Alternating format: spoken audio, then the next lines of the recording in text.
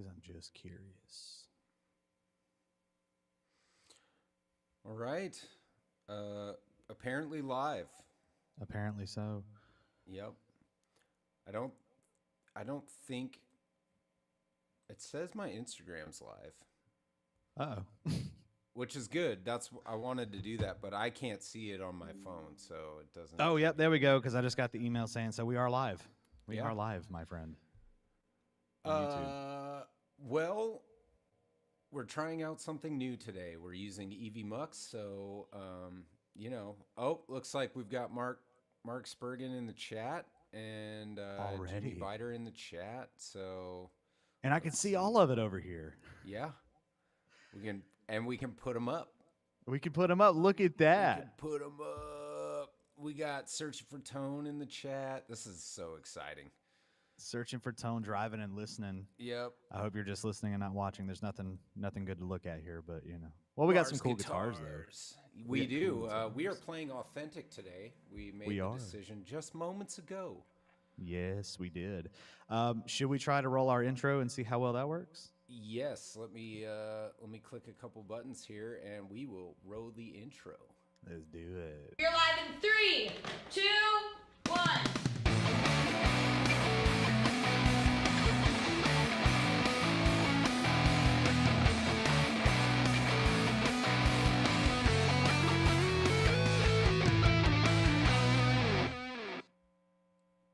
That was awesome. So good. It's so good. It's so freaking good. It's so much better. How's quality, everybody? Like, hit us up. Let us know how we sound. And why don't you hit a lick on the gold top there, brother? Yeah. Got old crackhead Goldie, whatever you want to call her. That's great. For anybody that may not know, this is a custom shop. I'm guessing it's an R4. I've been told multiple times that it is an R4, just a reissue 1954. Sounds as you would expect a custom shop to sound.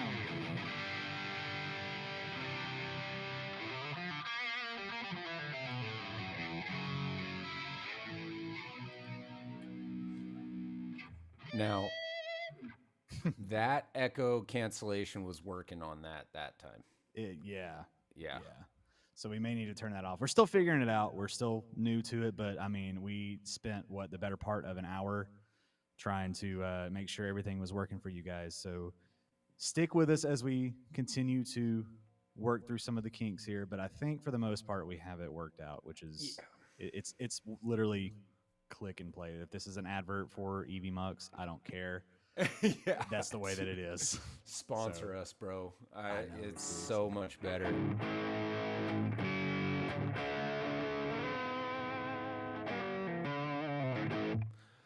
Awesome. Yeah.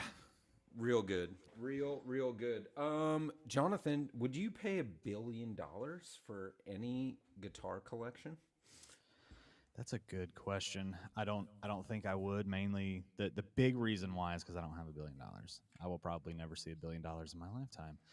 But if you happen to be in the market, it looks like Jim Irsay, I can say he's saying that, Irsay. Yep. Jim Irsay. His $1 billion guitar collection is going to auction. This is according to GuitarWorld.com, with legendary instruments from Kurt Cobain, Eric Clapton, and David Gilmour. So I thought that would be an interesting topic to talk about, just because there's another guitar collection going up for sale, which we'll talk about in just a little bit. And yeah, I just don't. $1 billion? I mean, he's got to have a lot of guitars in there, and obviously a lot of notable names in there. So let's see. Just while you think on something to say, or your rebuttal to it. Yeah. It's got, let's see, many of rock and pop's most famous electric guitars, purchased himself at auction for multi-million-dollar deals over the years.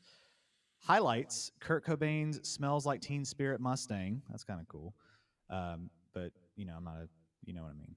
Anyway, David Gilmour's Black Fender Strat, Jerry Garcia's Tiger, and the Strat that Bob Dylan used to go electric, so when he sold out at the Newport Folk Festival. Here's that one. He's got the Eric Clapton SG, the full SG. That's cool. That is pretty cool. Yeah. So John Lennon's Gretsch. Wow. See, lots of stuff in there. My whole thing is that you're just attaching a name to a guitar, and it's causing it to cost 20 to 50% more than it should. And so that's where kind of these guys that run in these upper echelon packs, you know, the Bonamasas, the Earsays, the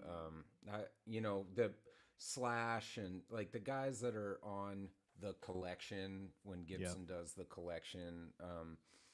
I just sort of, and we kind of touched on it with Dweezil Zappa's collection of his father's guitars, you know, Frank's never-ending closet of guitars. But I just find it really hard to care about any of that stuff because it's just not attainable. And I like watching the shows, but that's kind of what they're for. Right. Like they're just for show. Like there's no reason that the guitars should cost as much as they do.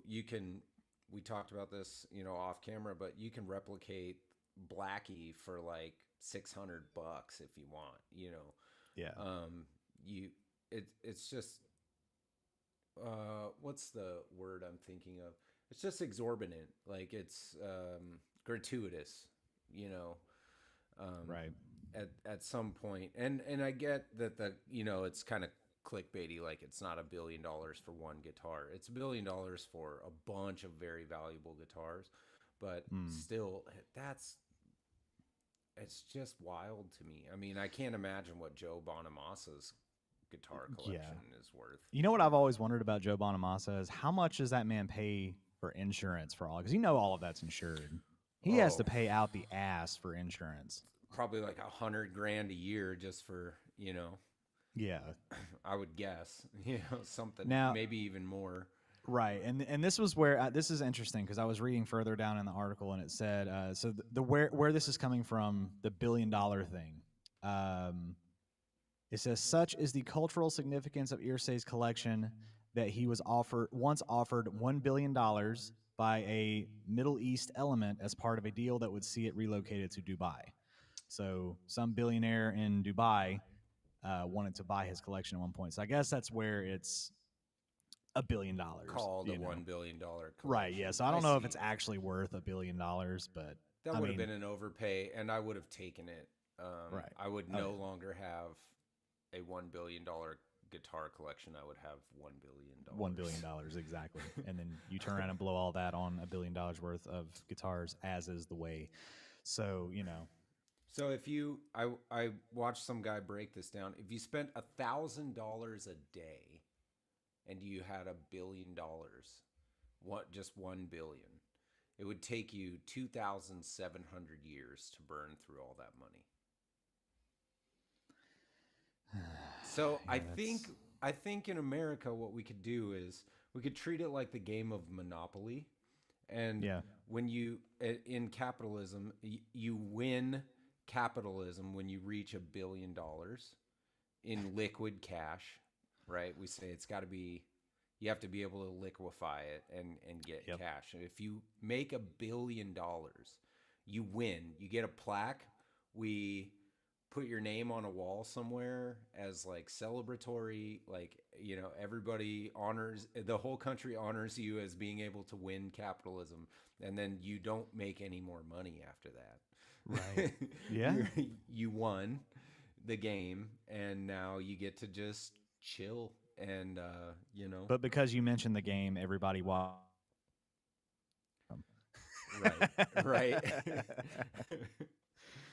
I hope I didn't end a decade streak of you not thinking about it. But, you know.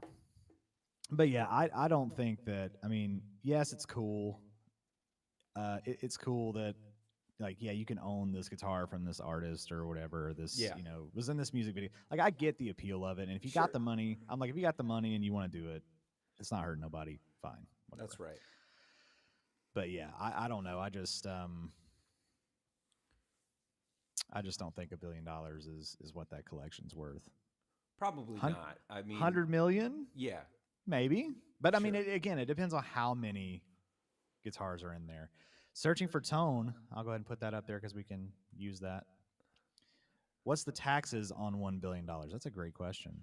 I guess it just depends on where you live at, honestly. 30%, 50%, Mm-hmm. something like that. And So I've always that's made the fair. joke too, like if you win the lottery too, like when it gets up to $1 billion, I think I did a little bit of math on it. I was like, okay, so in Georgia, they would take about 350. Yeah, Timothy Richardson. This show comments thing is amazing. Oh yeah, it's so good. But I did it, and it was like in Georgia they would take 50 to 55%, so over half of your winnings. And then after you go through your first year and pay income tax, you would be left with like, what was it, like $425 million, I think is what I kind of got a rough. And I was like, oh man, how am I going to ever survive if I don't get the full 1 billion and I only get my 425?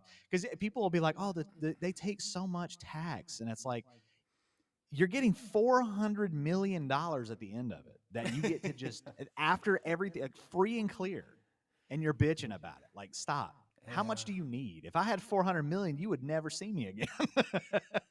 I think that's the thing for like most plebeians like us is it's like if you gave me, I watched the NBA, right? So like I'm a Portland Trailblazers fan. You can see their little plaque back there, and so I watch the NBA, and every once in a while I'll watch a game and I'll see a guy just like go like 1 for 20 in a game, right? Just throwing up bricks all night long and playing poor defense. It's like he's making like $2 million a year to suck at basketball.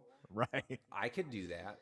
I could. You could pay me $2 million a year to be bad and sit on the bench and be a good locker room guy and like be funny in the locker room and stuff. It's like, yeah, I could do that all day long. Like, that's not a problem for me at all. I can miss shots and play crappy defense for $2 million a year. I know, but you work in corporate and forget to submit a report on time, and you get the axe, and it's like, oh no, I'm not making my $50,000 a year anymore. Like, and that's detrimental to people. Like, that's crazy. Glam Rocker, welcome in. Glam Rocker, nice. At some point, we'll figure out how to do polls on here. Oh yeah, that'd be cool too. Do like a poll, but hey, we can also do this. Watch, check this out. Look at that. We got a little ticker at the bottom. Yeah, we're gonna run that too. I know we're gonna run that too. Just to remember to subscribe to both of our channels. And as always, thanks for checking out the pod. It's great. Love it. Let's see. So there's another guitar collection up for sale from I don't know. Y'all may or may not have heard from Kirk Hammett. Maybe, I don't know. Okay. Yeah, and he had a mystery Gibson SG apparently that he played at Ozzy Osbourne's last show. That's heading to auction, along with more than 150 other guitars from his collection. So the man's not hurting for money. I think he might just be running out of space because that's a lot of guitars. Mm-hmm. I've had, I think, at most maybe 17 or 18 guitars. And I was like, that's too many. That's too much. But I got to get rid of some. How many would you allow yourself to have if you had a 10,000 square foot mansion, though? That's true. I mean, have you seen the Rob Scallon video that he did years ago where he went to Michelangelo Bedio's house? And no, I did just watch the 1st of November video recently, but I haven't seen that one, no. That one's an older one, and he went up there, and man, his house is just guitars on stands everywhere. It literally is just like there's furniture, but it's just like in front of the couch there's just like 25 guitars, and then in this room over here it's just it looks like the showroom at Norm's Rare Guitars. That's what it looks like in his house, and I'm like, that's insane. It's cool. But I'm like, yo, that's a lot of guitars. Yeah, that's kind of what the Nerdville locations look like too. Yes. Whenever you watch the Joe Bonamassa thing, he has like a whole wall of like Fender Brown or Tweed amps just stacked, and like just freaking hoarder status, dude. Like, unabashed. He's very open about it, you know. Oh So yeah, it's not like he's like he calls himself the king cork sniffer. right. Yeah, yeah, Like big time. But that's okay. I don't know. I think my dad, between the two of us, one time, I have a picture somewhere of like our guitar collection of the moment, and it was like maybe it was like 20 or 25 max, and that was a lot, you know. Yeah. But we also didn't have unlimited space, and given unlimited space, I might have unlimited guitars. Yeah, I mean, the thing with like Joe Bonamassa is he's got his Nerdville locations. He's got one in LA, and I think the other one's in New York. I think it's an East West Coast kind of thing.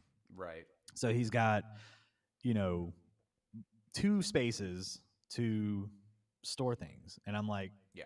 you know, if you got the, I mean, if you I got think it, he's got again. 3. There's one in LA, there's one in New York, and there's one in Nashville, Tennessee. Oh, is there? Okay, Yeah. so 3 locations to store Yeah. everything.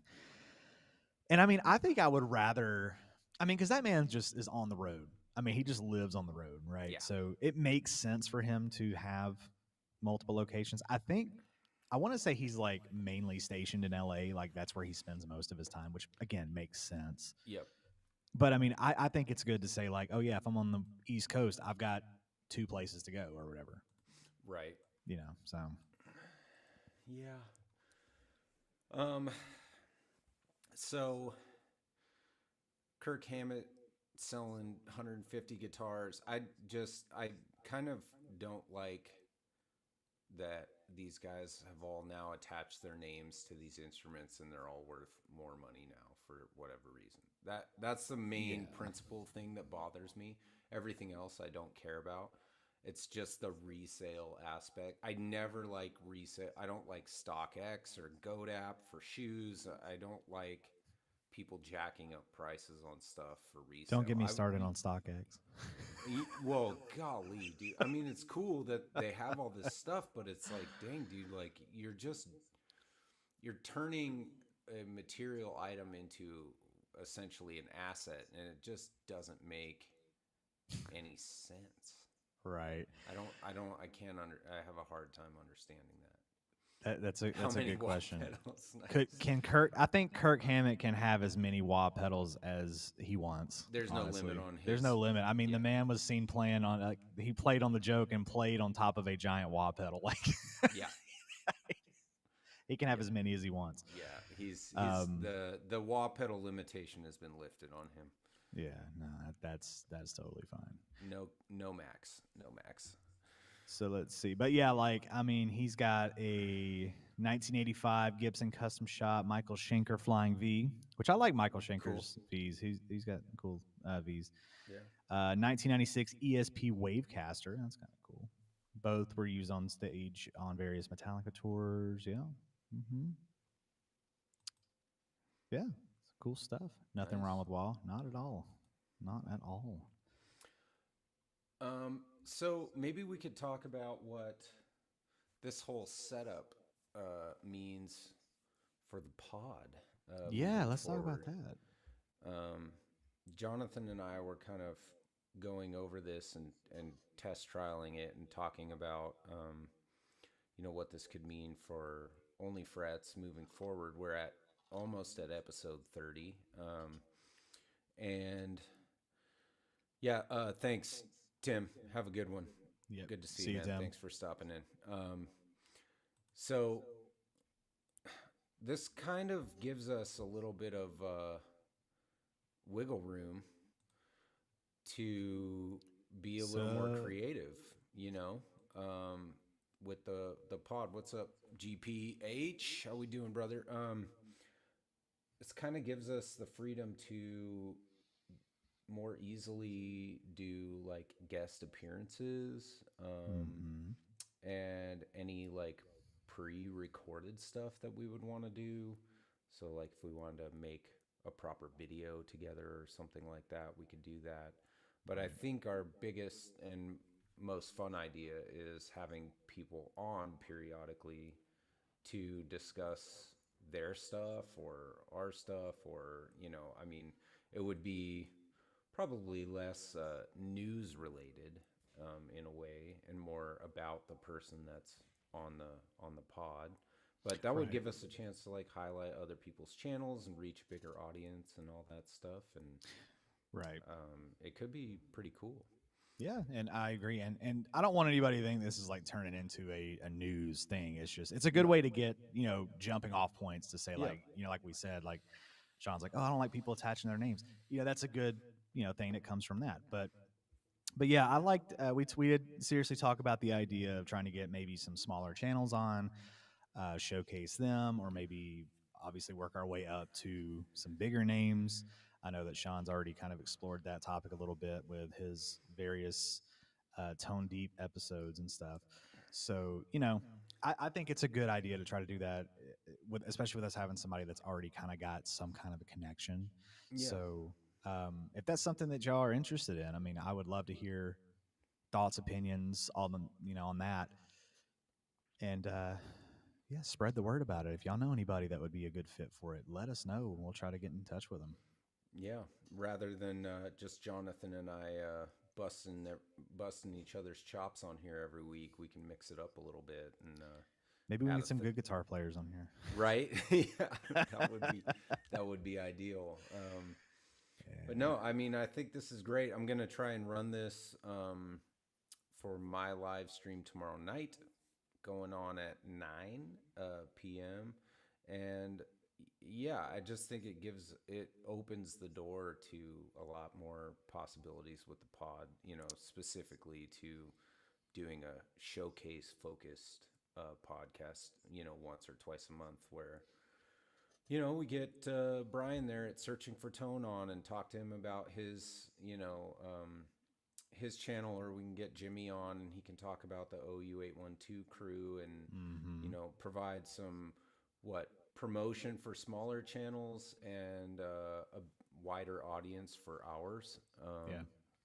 And yeah, I just think it's all Brian's been talking about EV Mux for a year, and I I think it's like well worth the hype so far. So far, so good.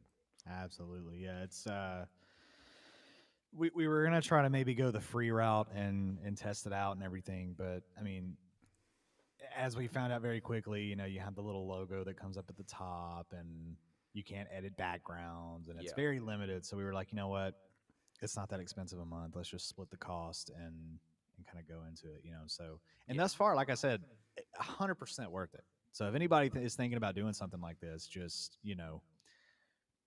I would say go for it. Just pony up. It's like, if you pay all at once, it's like $19 a month, and it's so easy and like just better. I don't even know how to describe it. Like going through Video Ninja into OBS was just such a pain in the butt, dude. It really was. Yeah. Searching for tone, I guess that's an appropriate comment for you. If you're lacking tone, that's why you're searching for it. Tone. It's the lack of tone. Let's see. Like, here's another good jumping off point here. Do you have a favorite guitar? This one. I figured. Yeah. I figured. Yeah. Yeah. I like a pretty thin neck and low frets and a nice chunky like body. But at the same time, they're all my babies. Like it's hard, it's hard to say. Like when I put a guitar on and like I'm doing my live streams or whatever, I just seem to find a way to dig into whatever instrument I'm playing. So while I'm playing, my kit guitars or my Strat over here or, the Tele, I seem to find a way to get in touch with what that instrument wants from me. And I enjoy them all thoroughly. Like, right. Yeah. But, burning building situation, this one, for sure. Absolutely, yeah. And I think it's important to have something like that. Yes, EV Mux does all of the heavy lifting. Oh, We it's found so that out nice. very, very early on. One click and it's all done. Yeah. Absolutely. Seeing all the comments right here and doing this, that's worth the money a month. 100%. But yeah, so like I asked that question because for me, you know, my rack is like a revolving door, right? I'm constantly buying, selling, trading things to keep making videos on the channel. But see, like even right now, it's hard to say because while I am a Les Paul guy at heart, and I love, you know, my gold top, and I love my standard over there, my white one. Right. My 61 SG is the Gibson that I've had the longest, so I've have more of a connection with it, and I'm, you know, and I've named it lovingly after my wife. So it's hard to say because would I save one of the Les Pauls or would I save that one? And part of me says I would probably go for the SG just because it's got a little bit more of a sentimental value to it. But then I've also got my Fender Strat. Yeah. That has its little bit of one. sentimental to the orange one. So it's like, you know, I don't know. I think where this all came from is there's another article here. It's the Guitar Center CEO. They asked him about his favorite guitar, and that's what he said. He said, "It's like, which kid do you love more? It's really hard to say." Yeah. And I was like, "Yeah, sometimes it is." And I've gotten to a point too where I've tried to like have my set of like maybe these are my 5 guitars that I'll never part with, and then leave the or like I've got 2 racks back here. So one rack might be like these are my definite forever keeper. These are the one guitars, and then the other one can be like this is my YouTube rack kind of thing, you know. So I don't know. It's hard for me to say, but I kind of figured the Les Paul for you would be it. Yeah, I don't want to get rid of any. I mean, you know, it is like, you know, 3 of my guitars I built myself, and at least 2 more after that I've modded to my specifications. 3 of them, 2 of them were given to 3 guitars that were gifted to me. I mean, I at this point I have a small collection, so I have like 8 or 9, but I wouldn't be able to get rid of any of them, I don't think. What up, 2 yards? And Mark says I have like 100 favorites. That's right. Yeah, that's just how that's exactly what I'm saying. It's like I like this one, but this one has this, and it's just like everyone, and that's what's so fun about this like hobby or job or whatever it is for you. Just playing guitar, I'm like it's the coolest instrument because while they're all kind of the same, I mean it's like you have your favorites about stuff. Because I mean I always hear they're like, well, you can only play one at a time, so why do you have 10 of them? It's like, well, because this one's different than that one. And those 2 might be the same, but like this one's a different color, and I like that color some days, and I don't like this one, and this one's got different pickups in it, and we'll do the pickup argument thing if you really want to. But you know, that's what I'm saying. You know, it's like some people just say, "Well, these humbuckers sound different." You know, it's like a lot of it is mental. I get it. Yep. But to me, it's like I said, if you have the money and you can afford it, and you're not hurting anybody, like if you have 100 guitars, goes right back to the guitar collection. And if all 100 are your favorite, so be it. Right. Yeah. And I totally get that. It's like then, you know, they say like you can only play one at a time. Yeah, because I can. Because I can, right. exactly. There you go. And sure, you can only play one at a time, but you can also play one right after the other. You know, it's like that. They're like, there's no I in team. Yeah, but if you mix the words up a little bit, you get a me. Yeah, exactly. At me, you know. I mean, like I like being able to switch guitars, especially when you want to change the vibe. Like, you know, when I'm doing my lives, I can play metal with this thing.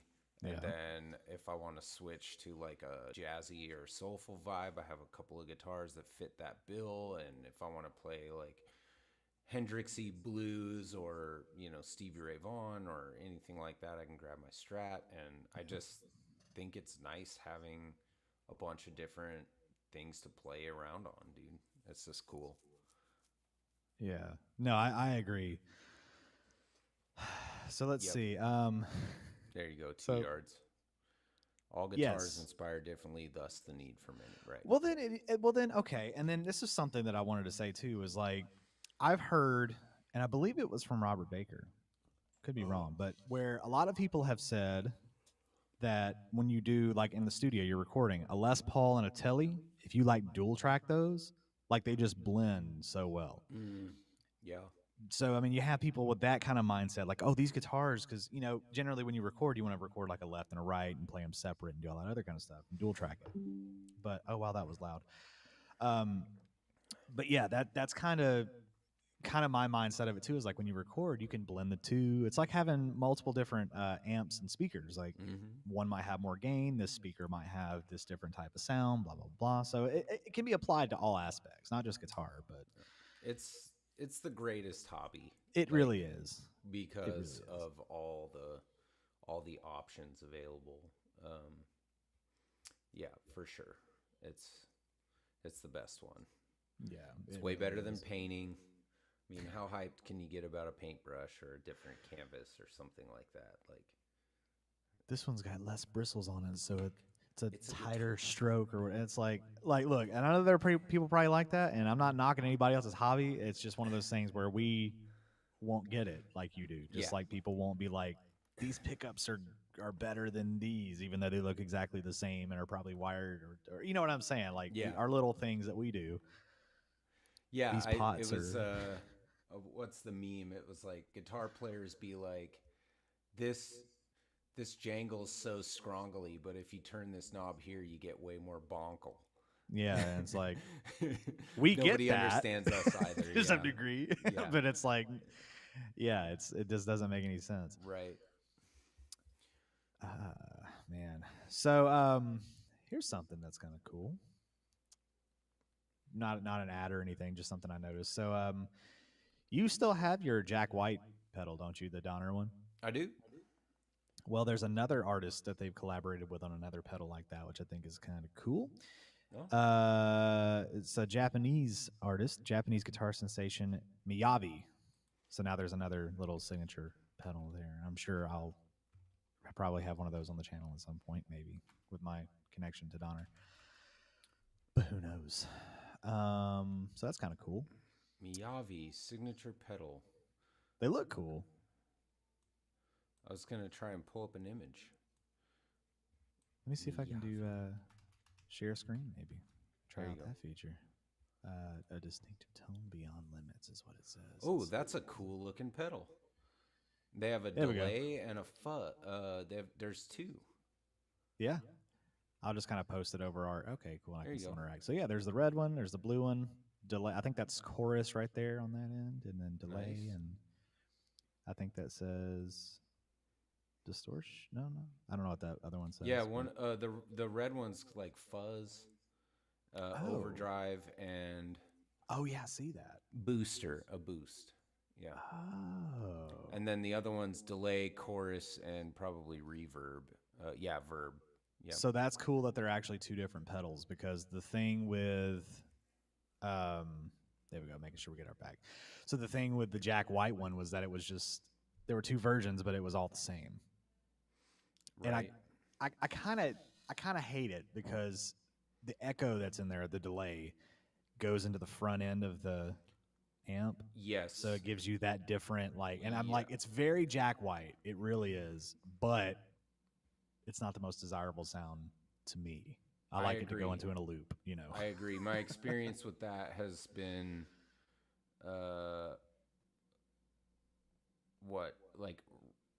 rocky. Like I have to. It almost would be better if you could get it into the effects loop.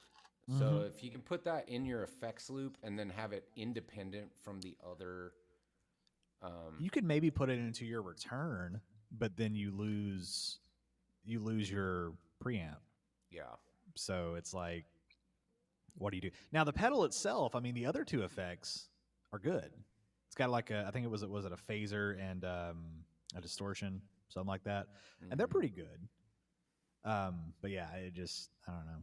That's the one thing that always threw me about it. I'm just like, so I'm glad that these two right here are at least separate. So you got a distortion and then an effect kind of like all built in, which is cool. Or Pose, you can just get a Pocket Master and You just could. click a button and just have everything going, and then your own IRs and neural stuff and all that kind of stuff. So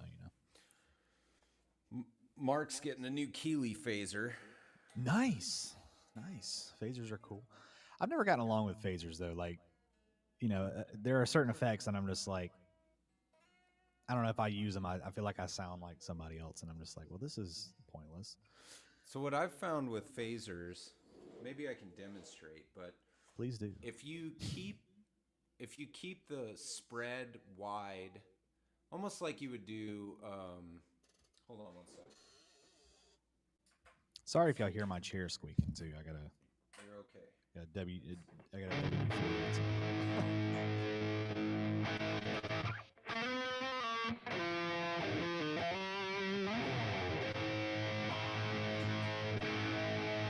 So that's with phaser on, and what I have is the mix kind of chilled out, 30% or whatever, and then the spread on the phase is like wide, and it doesn't do that one, but it does add that sort of like cupped tone to it. So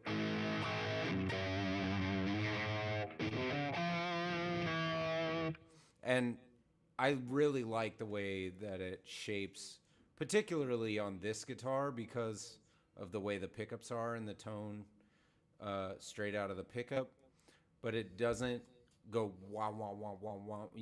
It just adds a little bit of salt and pepper to it. And I like I like that for the use case. Give me a second. I got to figure out how to ban 2 yards now for that absolutely 2 horrendous yards. joke. Just kidding. No, that was a good one. That was a good one. Dad jokes. Where's my drum kit for the rim shot? Oh wait, hold on? Do we have one? Mark says. Oh, we don't have a rim shot, but we do have. There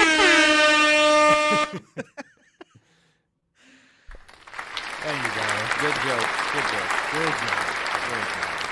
Give applause for dad jokes around here. Again, totally worth the money a month. Oh, dude, it's so good. It's just so much better. It's way more fun. Oh my god. Nah, no bands, 2 yards, just teasing. No bands. Oh man. So Halloween is tomorrow. It's October 30th as we're doing this. You got any plans for that? I know the kids are probably excited about that. Yeah, Speaking of dad jokes. They're actually doing at the local strip mall. You ain't got to tell us 2 yards. We already know that. It's a mall, but it's just a long hallway with a bunch of stores in it.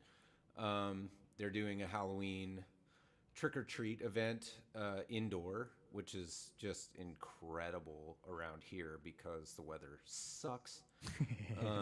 Yeah. It's so cold. And it's sunny out today, but it's like 40 degrees or something like that. So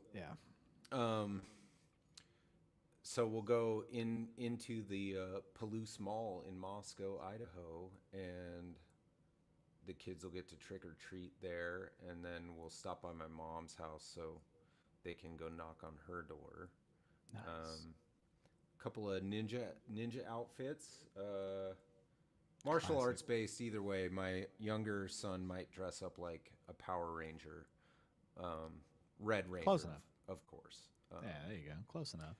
To a ninja. But yeah, it'll be fun. What about you? What do you got going on? So we got my parents live in a neighborhood up the street from me, probably about 10 minutes away. So it's a really big neighborhood.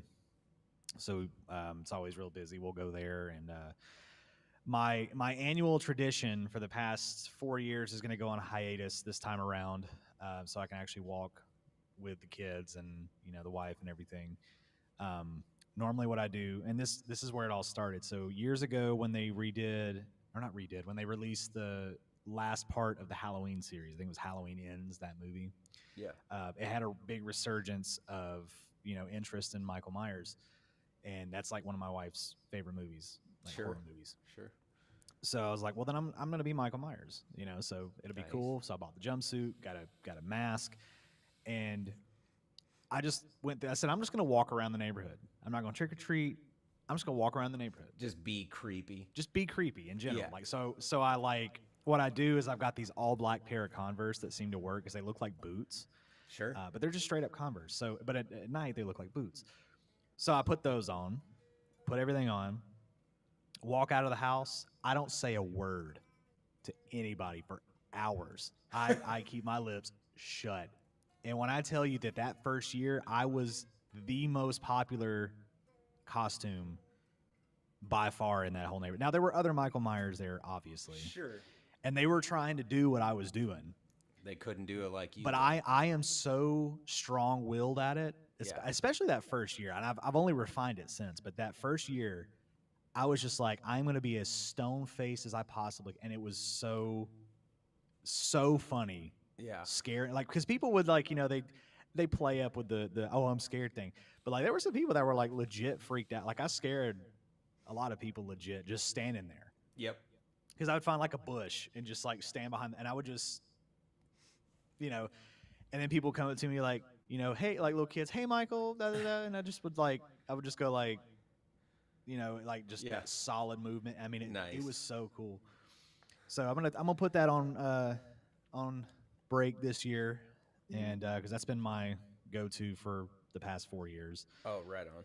So that's my plan, is to do that, chill out there. My daughter's got her boyfriend coming, so they're going to hang out, and my son's got some friends coming with him that he'll spend the night afterwards at my mom's house with him. Cool.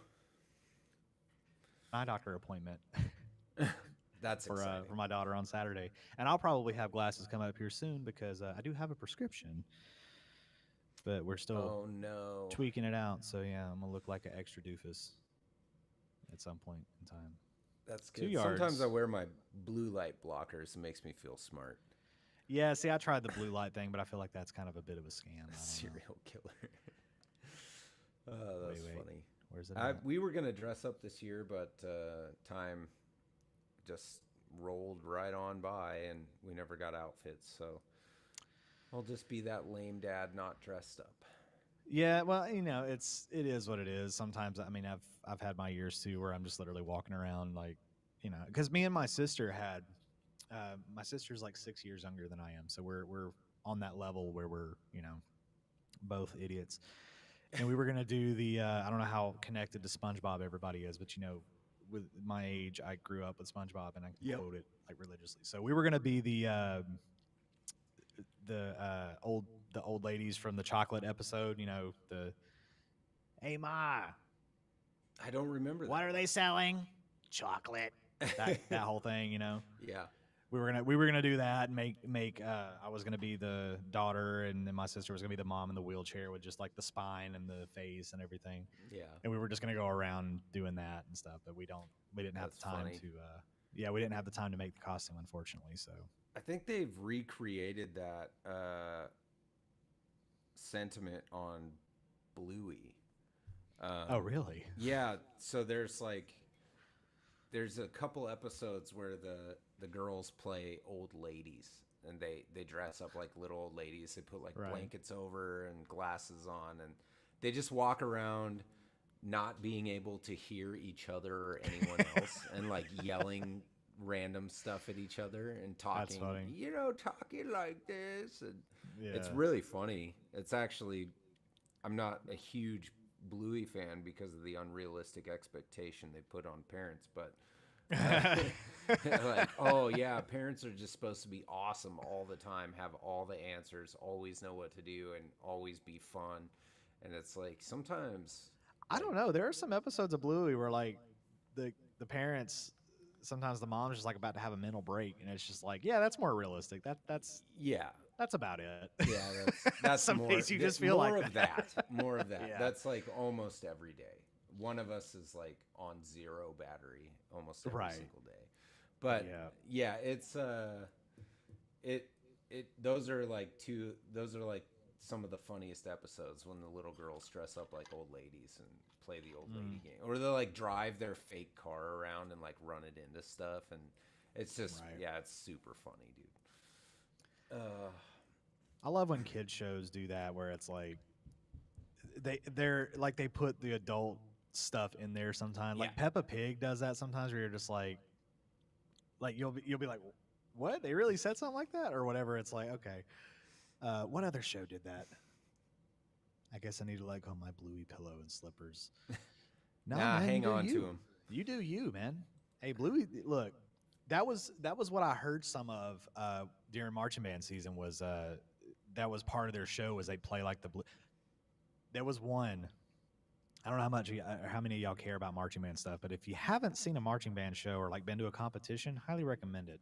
Some of these kids are really talented.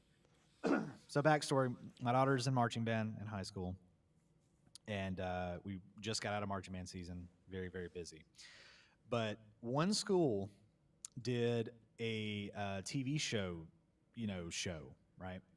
So they had like a big TV in the middle, and they played like "I Dream a Genie" and Jeopardy nice. and stuff like that, and they had little skits to it. And one of them was Bluey, and every time a band does Bluey, just a dun dun dun dun dun dun, everybody loses their shit. Yeah. And I get it because that theme is very catchy. Yeah. It's very catchy. So I mean, like that show is like a child show perfection, right? Yeah. And and I've always thought it was cool just seeing how many bands did that and how like the audio or like the crowd would get excited. Like we'd be sitting with the band and they're like, "Oh my god, they're doing Bluey," and I'm like, "It's So. It's the Barney or Sesame Street of this generation. Exactly. Sure. Yeah. Yeah, they love it. Like Bluey's gonna be a staple in their lives forever. Some shows hold up. Like, kids still love Teenage Mutant Ninja Turtles. Yeah. Because they just keep revamping that product line basically. So, kids still love TMNT, which is kind of cool to see because obviously I am a child of the 80s and I love TMNT. And like during your childhood, it would be the newer cartoons of TMNT. They revamped it like years after or whatever.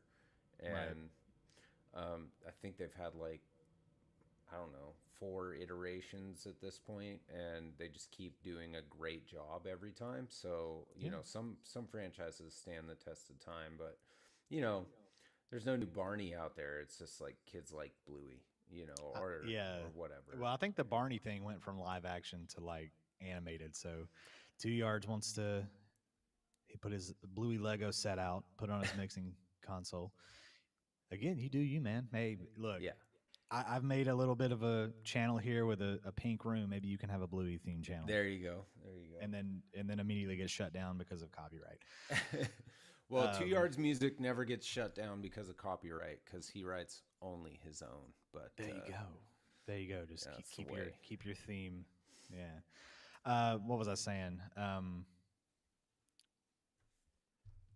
Book it, man. Care, it's all right. It's all good. Yep. Take care, dude. Hope you enjoyed it. Coming by. What was I saying? I don't know why we're on this tangent about kid shows, but you know what? It doesn't always have to be about guitar. No. What was I saying? Oh, the one franchise that I think needs to kind of maybe stop being revamped is Scooby-Doo. Yeah, they should quit on that. It was a point where it's just like you're watching it. It's just like, what is this? Like, I mean, it's been on since the '60s. Like, yeah, we got it. Yeah, we get it. We have enough. There's enough there. Did you know that there's only like 12 episodes of the original Scooby-Doo? Oh, really? Yeah. That's funny. I saw something about that the other day, and I'm like, it seems like there was more because they show those reruns all the time and stuff. Yeah. But it's like when you think about it, it's like, yeah, you've only ever seen like the same like monsters and villains in it. It's like that makes sense. We could leave Ghostbusters alone now. We could. I think. Yeah, I think we're done with Ghostbusters. Those last 3 with Paul Rudd, those are really good. The one with the all-girl cast is really funny. We can leave Ghostbusters alone. I was gonna say, are we gonna really go down that route of like, what did you think about the all-female one? It's like, if it's good, it's good. It doesn't matter if it's all men, women, whatever. I mean, yeah, because that was the whole big thing. Like, do we need an all-female cast? Like, if it's funny and it's a new spin on it, yeah, why not? I think that's the main thing. I think that people actually don't like is when they put that front and center. Oh yeah, when they like You know what I force it, mean? yeah, Like, I get it. don't make a big deal out of it. Melissa McCarthy's awesome. Kristen Wiig is hilarious. Like we can do this without. They can run on their own comedic timing and Yeah, everything. we can And do they're all all writing this stuff. stuff. We can have different nationalities of Power Rangers, and they don't have to match the color of their like. When they first started, it's like the Black Ranger wore the black or was the black guy, and the Yellow Ranger was the Asian chick, and it's like we Right. don't have to do that, and they can change, and we can do all this stuff, but we don't have to also like make it everything a statement. Everything doesn't need to be a statement. Like we can just Right. have an all-girl Ghostbusters crew. That's a really good movie, and I thought it was good and funny, and I didn't really think about it when I was watching that. Because it's art, so you can create that in whatever image you want, Yeah. and it'll be just fine. Um, I think most people, I don't even really pay attention to it, but I think most people had a problem with like, this is all girl Ghostbusters. It's like, okay, could you just do the all girl Ghostbusters? Where's Dan Aykroyd? Yeah, Like, shut up, dude. Like that yeah, was and that's you know, the other freaking part too, right? 30 The years other ago. side Like is people who want to like. It's like just don't go see it. If you don't like watch the OnlyFrets, original. like don't watch the original's still there. It's not going anywhere. Yep. I mean, it's Yep, like, you what are can- you doing? You know? You can always pop in that VHS, bro. Exactly. Exactly. And you really and- want to get nostalgic about it. And nobody will be mad at you about it either, No. because the all-female Ghostbusters movie doesn't exist without the all-male Ghostbusters. Exactly. And then the Paul Rudd thing, that's got both, Mm-hmm. and nobody cares. And it's just like these are people that live in a firehouse that fight ghosts. Okay, I think I think realistic stuff is out the window, and we're just Right. playing make-believe at this point. Exactly. Yeah. As Yep. long as they, it's funny you say that with the playing make believe, because this was another thing with filming specifically. Yeah. Something that I've been toying around with more is like frame rates and filming, Mm-hmm. especially with this new camera. Yeah. I saw this Glenn Fricker video a while ago, and he was talking about, I forget what movie it was, but it was like was it Lord of the Rings? I think it was a Lord of the Rings movie. He said that they filmed it in such a high frame rate that it literally just looked like people playing dress up. It didn't look cinematic at all. Like, it looked terrible. Right. And I'm like, if anything, that is a lesson to anybody getting into filming video. Like, don't crank your camera all the way up to like 120 frames per second. To where at it's that like a point, window. You look like it looks too real. Yeah. And I know that's hard to, but if you have a camera that can do that, try it and import it and look at it. It looks fake. The first 60's time, like the max. the first time I noticed that, and Brian says, I'm all good for recreations. Try not to overdo it like the Star Wars prequel. I would heavily agree with that. Mm-hmm. I did not care for the prequel movies very much. Frankly, I don't care for the final 3 movies that much either. I'm kind of a purist when it comes to Star Wars. I like Just the Holy Luke Trinity. Skywalker arc. Yeah. And that's just personal preference. Some people love the Rey arc, and some people love the Anakin arc, but I'm not really a huge fan of either of those. But The kids don't like the Anakin arc, though. no, yeah, right. Because they get killed. Yeah, yeah. For those of you that the joke just went. The one. The first time I saw Batman Dark Knight on Blu-ray.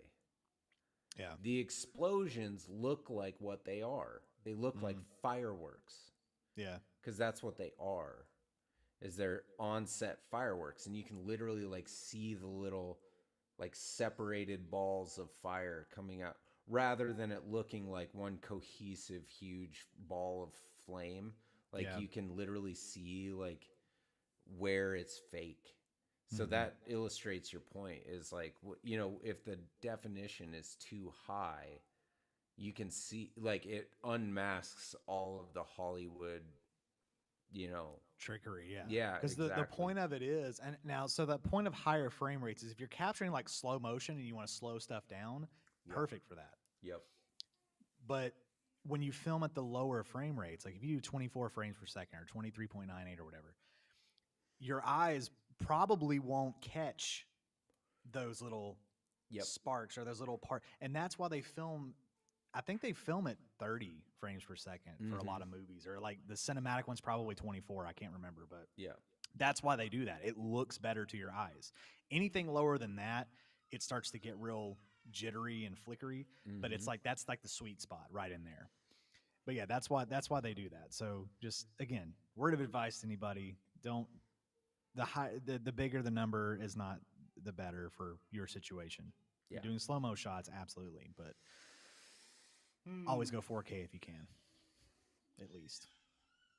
But well, buddy, what do you got coming up over there on Electric Flamingo? Just reached out to a couple of companies that I've not heard from in a while, and man, did they respond, because I'm overbooked. Wow. It's my own fault. Nice. But, I got them on my board back there. Got some more Guyker stuff coming up. That'll be fun.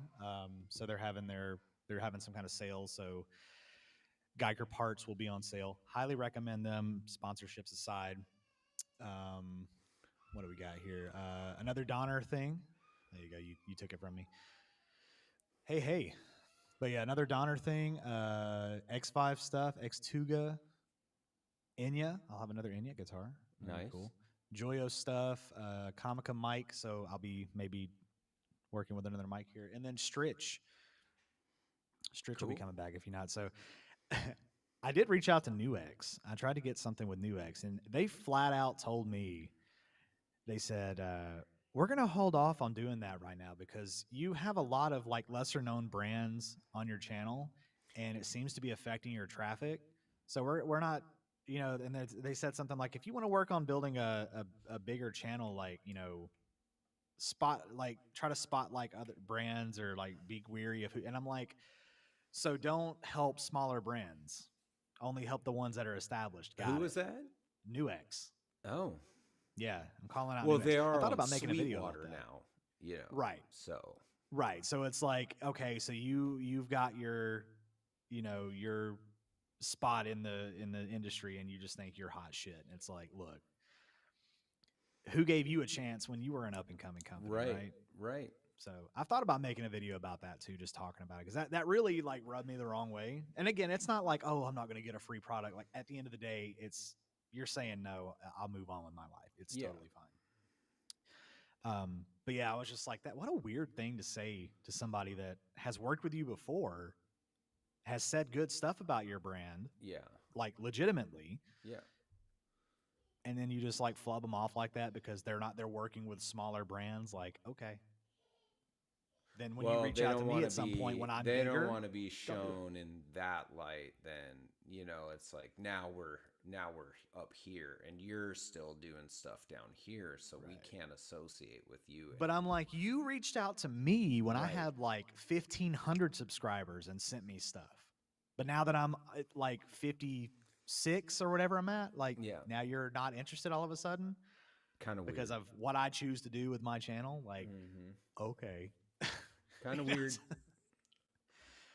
And then Searching for Tone, aka we don't want you to push our competitors, just solely us and high end shit. Exactly. There you go. Exactly. And I know what they want. They want exclusivity, I'm assuming, which I'm like, yeah, we know you landed Rob Chapman. It's okay. Yeah. Right. I know he's pushing y'all stuff, and you want someone as big as him. So I don't know, but just be aware of that too, I guess. But yeah, that's kind of what I got. A lot of stuff. I bought another supposedly broken headstock guitar, but I'll talk about that another time. Nice. Yeah, I'll talk about that another time. What do you got coming up? I am working on. I just fired it back up. Finally found some energy to do another video. I'm working on the pickup video for the Firebird back there. Turbo Shillers, yeah, that's what they want. Yeah. And so I want to complete that because I did get a small discount to do that video for the Lawler pickup. So I want to honor that and finish that up. And then my live stream tomorrow evening at 9 p.m. Pacific Standard Time. Super late for anybody on the East Coast, but if you can't sleep, yeah, if you can't sleep, go let ahead them and pop lull in. you to sleep with those nasty riffs and licks. Sweet, tasty licks. That's There right. you go. And Late night. You should call it midnight snacks with those I tasty should. licks. I need to come up with a better name. I That's need to come up. That's a good name, actually. Yeah. And then you and I are going to start grinding on guest work for OnlyFrets, which is very exciting. So yeah, stay tuned for that announcement. Test. Maybe start scheduling those for in the first of the year. Let everybody have their holiday season, and then kettle corn with a side of Pop Rock. Pop Rocks was going around heavy in searching for Tone's stream the other night. Like, yeah, I'm assuming there's some Steve kind of inside kept bringing joke up there. Pop Rocks. Soda and Pop Rocks, it'll make you explode. Maybe he was talking about like the genre pop rock. I don't think so. I think he's talking about Everybody actual pop misconstrued rocks. it. Man's got a sweet tooth. He does. Yeah, Steve is a candy guy apparently. Hey, I felt that with Halloween tomorrow. I mean, he's gonna get his fill, I'm sure. Yep, that's right. But yeah, so I'm just looking forward to doing some OnlyFrets spotlight guest work and then keeping up my live streams and maybe doing a couple more videos. I'm sure I'll be re-energized for video making after the new year, but I haven't besides doing the Firebird build, I haven't really bought anything of note this year. It's been a low inventory year for me, so which is totally fine. But yeah, the dad tax is coming tomorrow. Good old dad tax. Gotta love it. Absolutely, yeah. That's where we always like to pick out our. We don't take everything, but I mean, if they got an abundance of Reese's or an abundance of, my kids know that I love those little the flavored Tootsie Rolls. Oh, I like those too. I love those things. Yeah, I love them, and the kids will always be going through their can. Oh, here you go, and they just give me all of them. I'm like, the best part is kids don't like those. I know. Yeah, that's a dad hack right there. Is that you take them flavored Tootsie Rolls, man? You just teach them early, like, oh, those are gross. But gross. here, I'll throw them away.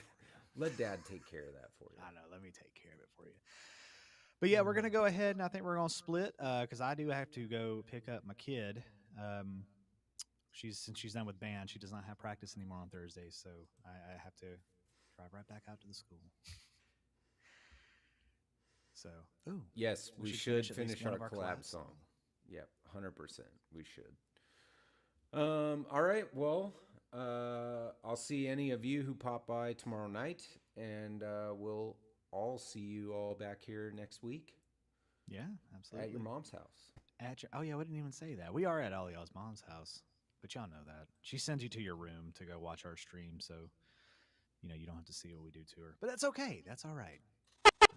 I thought I was glitching out for a minute. I was like, damn, we almost did it with no interruptions. Dude, but anyway, this has been so smooth, dude. Huge props to Evie Mux. Anybody wanting to stream, this is the way for sure. It's a little bit of a learning curve, especially if you're used to OBS or if you just don't know. But yeah, it's 100% worth it. Try the free one. Even if it's just for an hour, stream for an hour with it. It's great. Thank you very much, Searching for Tone. Appreciate it.